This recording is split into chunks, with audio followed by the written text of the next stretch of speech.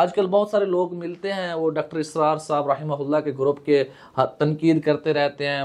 کچھ سٹوڈنٹس ہیں college university میں پڑھتے ہیں، بار بار بھائی نفاذ شریعت کیوں نہیں کرتے، نفاذ شریعت نہیں کیوں کرتے. تو میں ان سے یہ ایک بات کرتا ہوں، کیا تمہارے 6 فٹ کے اندر نفاذ شریعت ہے؟ ہر مسلمان اپنے 6 فٹ کے اندر نفاذ شریعت کر لے تو پھر پورے عالم میں نفاذ شریعت ہوگا. ہمارا 6 فٹ اس نفاذ شریعت سے خالی ہے. داڑھی نہیں رکھتے، ٹوپی نہیں پہنتے، ہم اپنے ٹخنوں کو ننگا نہیں کرتے، اور ہم بات کیا کرتے ہیں، دعویٰ کیا کرتے ہیں، ہمیں نفاذ شریعت چاہیے پورے عالم پہ، پوری دنیا پہ ہم نے شریعت کو نافذ کرنا ہے. اور میرے عزیزوں، یہ کوئی عام بات نہیں ہے، یہ کوئی چھوٹی بات نہیں. شریعت کو نافذ کرنے بڑی بڑی قوتیں اسلام کے مخالف بیٹھی ہیں، اور ان کے اعلیٰ کار کون ہیں؟ ہم مسلمان ہیں. ان قوتوں کے اعلیٰ کار ہم مسلمان بنے ہوئے بیٹھے ہیں. کہیں فتنہ ہے، کہیں فرقہ واریت ہے، کہیں جنگ و قتل ہے.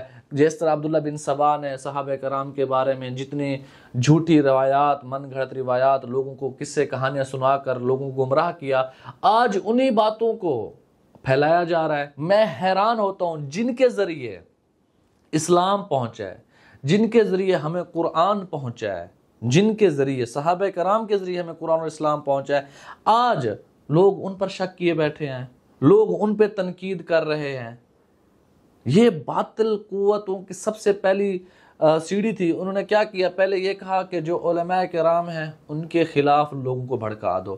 تو کسی ڈاکٹر کو اسکالر بنا کے پیش کیا، کسی انجینئر کو اسکالر بنا کے پیش کیا، کسی کو کیسے اسلام کے ٹھپے لگا کر اسلام کا اسکالر بنا کر پیش کر دیا. لوگوں کا علماء سے تعلق توڑا. پھر کیا بنا؟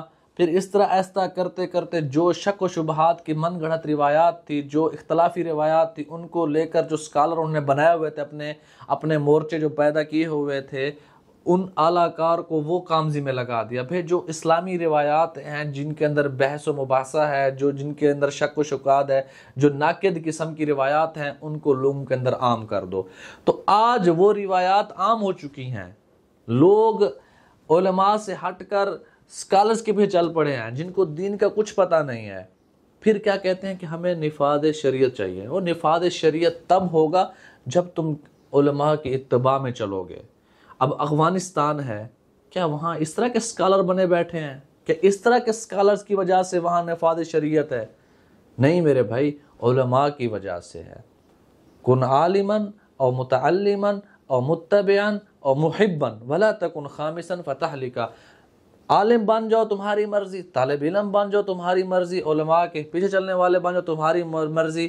اگر تم ان کے ساتھ چل نہیں سکتے، ان کی اتباع نہیں کر سکتے، ولا تکن خامسا، محبت کرنے والے بنو، نفرت کرنے والے نہ بنو، فتہلکا، ورنہ ہلاک ہو جاؤ گے.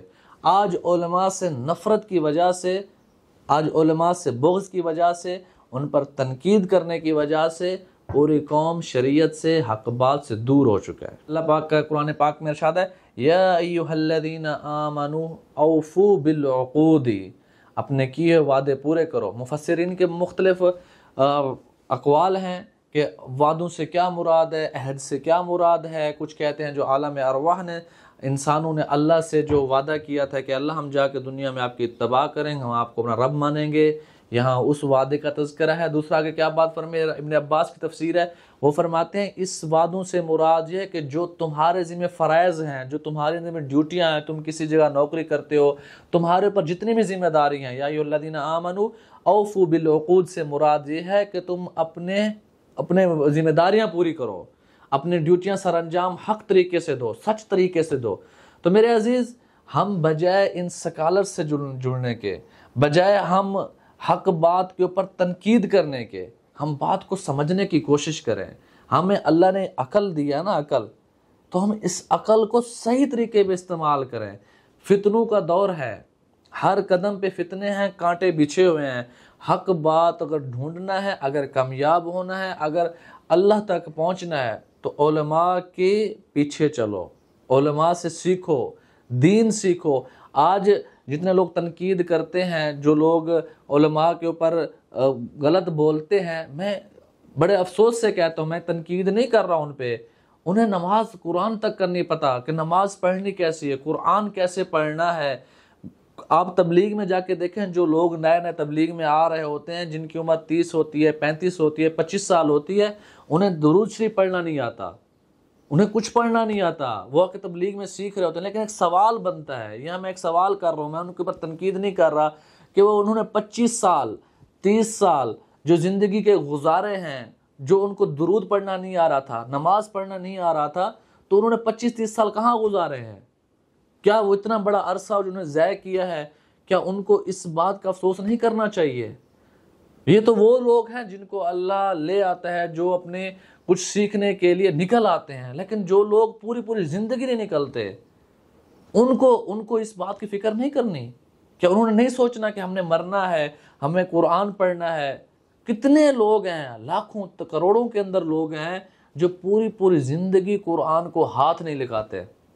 یہ تم دیکھتے ہو جتنا یہ بڑے بڑے پیر تمہارے آج کل گھوم رہے ہوتے ہیں V8 کے اوپر، لیگزز کے اوپر، جنہوں نے بڑے بڑے بال رکھے ہوتے ہیں، جنہوں نے بڑے بڑے اپنے ساتھ نوکر رکھے ہیں، بڑے بڑے کوٹھیاں بنائی ہوئی ہیں قبروں کے اوپر، وہ جو چوکیداری کر رہے ہیں اور ان قبروں کے تجارت کر رہے ہیں، قبروں سے پیسہ کما رہے ہیں۔ کبھی دیکھا ان پیروں کو قرآن پڑھتے؟ یہ بڑے بڑے پیر ہیں جن کے مرید لاکھوں کے اندر تعداد میں مرید ہیں، جو مریدوں کا پیسہ لے رہے ہیں، جو قبر کے اندر سوئے والے بزرگ کے نام پہ پیسہ کما رہے ہیں، جو پیشوا بنے ہوئے ہیں، وہ قرآن نہیں پڑھ رہے تو ان کے مرید کہاں پڑھیں گے؟ ان کے اندر شریعت نظر نہیں آتی، جو خود کو اس قبر کے اندر سوئے ہوئے کے گدے نشین مانتے ہیں۔ اب دیکھا کریں، کوئی داڑھی نہیں ہے، کوئی ان کے ٹخنے ننگے نہیں ہوتے، شریعت نظر نہیں آتی، نماز پڑھتے نہیں، قرآن پڑھتے نہیں۔ اگر میں یہ بات کر رہا ہوں تو آپ کہیں گے دیکھیں تمہارا اس سے کیا واسطہ؟ بھئی میرا اس سے کوئی واسطہ نہیں، لیکن وہ لوگوں کو گمراہ کر رہا ہے، اس نے لوگوں کو باطل راستے پہ لگایا ہوا ہے، تو اس لیے میرا واسطہ بنتا ہے۔ میرے اللہ کا حکم ہے مجھے، وَلَا تَكْتُمُوا الْحَقَّ وَأَنْتُمْ تَعْلَمُونَ، حق کو جانتے ہوئے تو چھپاؤ مت، حق کو پیش کرو۔